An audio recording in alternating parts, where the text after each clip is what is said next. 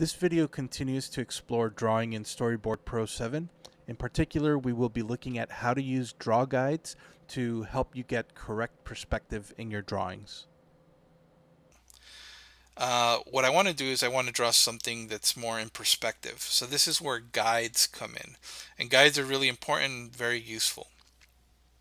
So I would, first of all, you can get the pop-up by clicking here, or you can add it here as a tab. So right now you don't see anything because we need to add the guides. And here are all the available guides. Of course, you don't see it. It's popping up on my other monitor. I haven't figured out how to get it onto this monitor.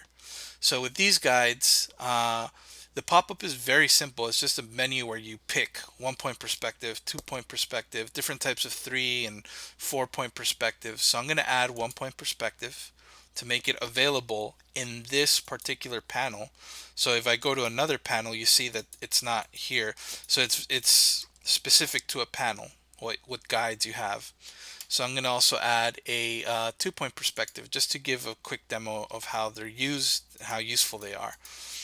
So now again, this is the background for this whole scene. It's in all these panels. Since it's on a shared layer, we can tell by the asterisk.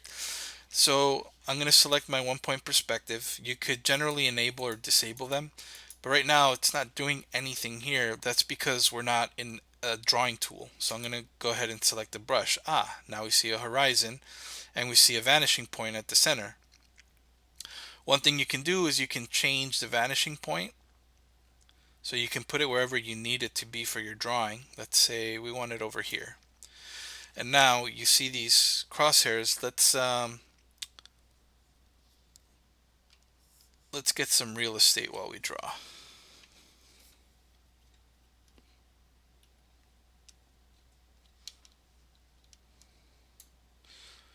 Okay, so now I can draw something in perspective and it'll follow the guide.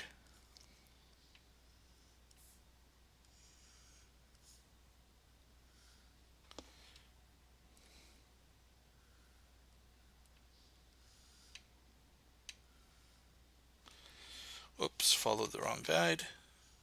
There you go. So that's how the guides help us, which is pretty cool.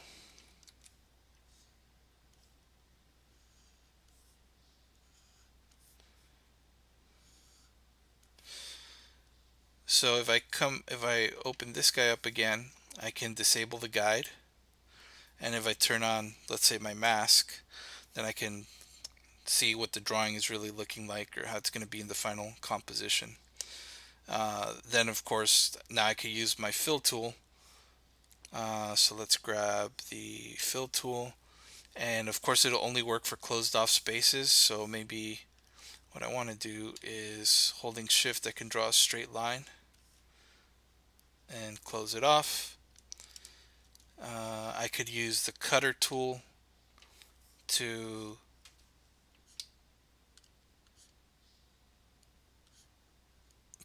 basically delete sections of a line. I could also use the eraser.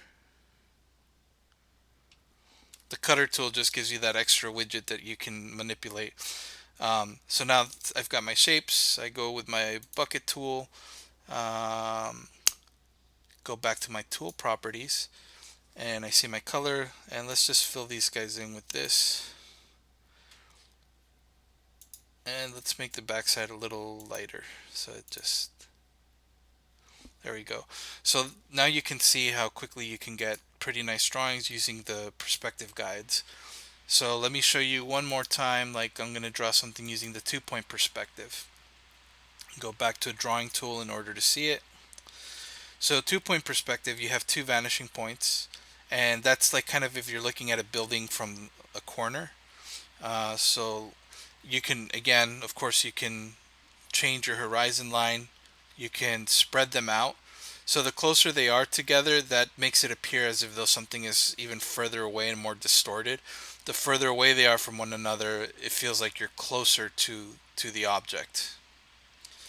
So I'm holding shift to keep it straight. Let's make it kind of really close. to get maximal distortion for this demo drawing. So now we make sure we're on the right layer, and we can start drawing something in 2-point perspective. So let's say there's this thing over here.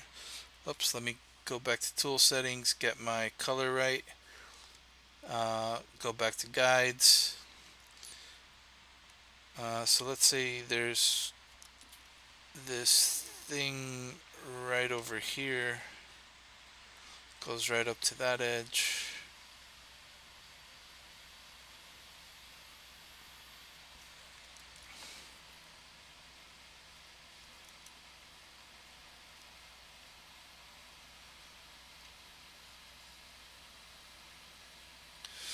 What I'm doing to know when to let go of the line is I'm looking at where the dash line is going, because I didn't quite do that on this here. So if I go here,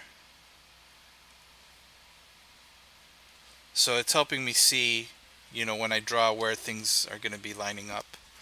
And then, we can fill that with maybe lighter grays since it's further in the distance. So we can fill it. Let me disable my guide. That's why I like adding it as a tab, because you're going to be coming back to it. Or if you have a second monitor, you could put all these tools in a second monitor.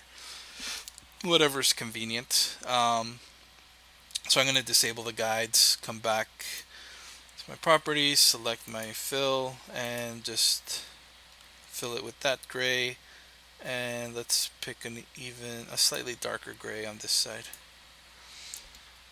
And then I could turn on my masks, and there you see how the actual drawing is going to be. Now, what's even cooler is, since it's a shared background layer, it's going to exist across all the panels in which it was shared.